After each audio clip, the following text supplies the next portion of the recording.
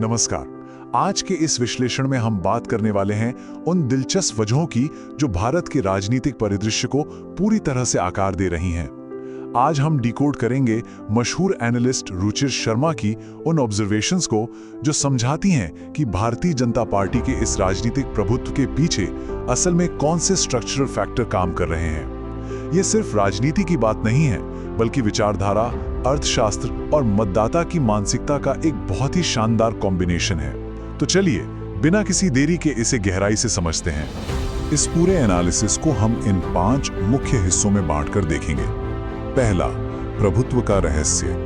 दूसरा, एक बुरी तरह से बटा हुआ विपक्ष। तीसरा, आर्थिक विकास का मिथक। चौथा, विकास के ऊपर सुरक्षा की अहमियत। और पांचवां, पश्चिम बंगाल चुनाव की केस स्टडी। शुरुआत करते हैं हमारे पहले पॉइंट से, जो है सत्ताधारी पार्टी के इस प्रभुत्व का असली राज। वर्तमान राजनीतिक ढांचे को समझने के लिए राइट विंग यानी दक्षिण पंथ की ग्राउंड रियलिटी को देखना होगा।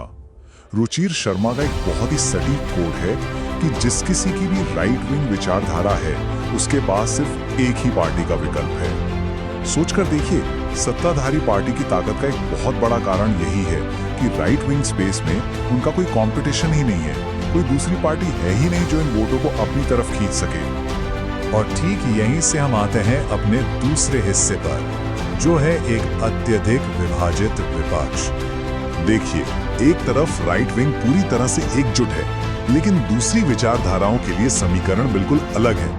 जब एक ऑर्गेनाइज्ड राइट विंग के सामने लिबरल और सेंट्रिस्ट वोटर्स आते हैं, तो वो किसी एक पार्टी के पीछे खड़े होने के बजाय कई अलग अलग पार्टियों के बीच बंट जाते हैं। और जब वोट इस तरह से डाइल्यूट होते हैं, तो इसका सीधा फायदा उस पार्टी को मिलता है जिसका वोटर बेस एकदम सॉलिड और एकमुश्त है। ये चुनावी गणित का एक बड़ा ही दिलचस्प पहलू है। डेटा बताता है कि बीजेपी या उसके गठबंधन का वोट शेयर कभी भी 50% का आंकड़ा पार नहीं करता। फिर भी वो डोमिनेट करते हैं। क्यों? क्योंकि बाकी के वोट अनगिनत गुटों में बिखर जाते हैं। मतलब साफ है, चुनाव जीतने के लिए आपको एब्सोल्यूट मेजॉरिटी की जरूरत नहीं है। बस शर्त यह है कि जो विकल्प हैं वो आपस में बुरी तरह से बटे होने चाहिए। चलिए अब बढ़ते हैं तीसरे हिस्से की तरफ, जो एक बहुत पुराने भ्रम को तोड़ता है, द इकोनॉमिक ग्रोथ मिथ। हम अक्सर यही मानते हैं ना कि अगर अर्थव्यवस्था अच्छा कर रही है तो सरकार पक्का दोबारा चुनकर आएगी, है ना? लेकिन क्या सच में ऐसा होता है? रुचिर शर्मा की रिसर्च इस थियरी को सीधे चुनौती देती है। पिछले कुछ दशकों का डेटा देखने पर एक बड़ा ही हैरान करने वाला नंबर सामने आता है, 50%। रिसर्च के मुताबिक अगर कोई राज्य अपने 5 साल के टर्म में 8% से भी ज्यादा की शानदार ग्रोथ रेट दर्ज करता है, तब भी उस सरकार के दोबारा सत्ता में लौटने के चांसेस सिर्फ 50-50 होते हैं। बिल्कुल एक सिक्का उछालने जैसा। इसका एक बहुत ही क्लासिक एग्जाम्पल है 2004 का आंध्र प्रदेश चुनाव। चंद्रबाबू नायडू ने पूरी तरह से विकास के मुद्दे पर चुनाव लड़ा था। उनका ट्रैक रिकॉर्ड बेहतरीन था, लेकिन फिर भी उन्हें सत्ता से बाहर कर दिया गया। तो ये बात एकदम साफ हो जाती है कि सिर्फ जीडीपी के अच्छे आंकड़े आपको चुनाव जीतने की गारंटी नहीं दे सकते। तो फिर असल मुद्दा क्या है? ये हमें लाता है हमारे चौथे पॉइंट पर, सिक्योरिटी ओवर डेवलपमेंट।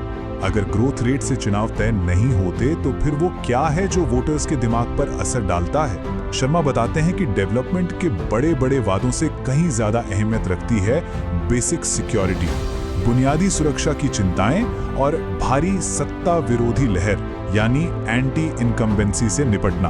ये 2 ऐसे फैक्टर हैं जो किसी भी आर्थिक वादे से हमेशा ऊपर रहते हैं। अब इन सारी थ्योरीज को ग्राउंड पर टेस्ट करते हैं।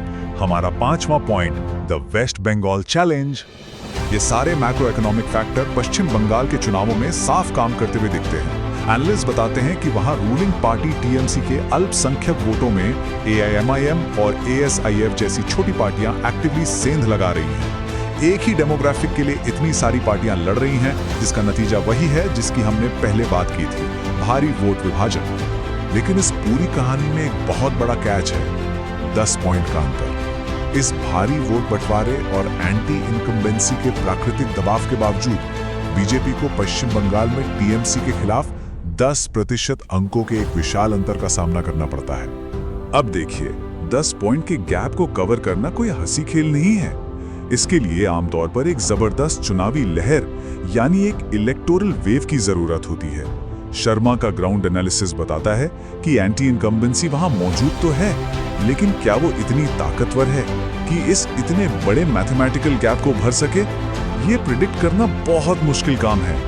तो इन सभी बातों को समेटते हुए एक बड़ा सवाल खड़ा होता है, आज के मॉडर्न लोकतंत्र में क्या एक मजबूत इकोनॉमिक ट्रैक रिकॉर्ड से ज्यादा अहमियत इस बात की है कि आप एक एकजुट विचारधारा वाले झंडे के नीचे खड़े हैं? क्या जीत का असली राज विकास है या फिर बस एक बटे हुए विपक्ष के सामने खुद को एकजुट रखना?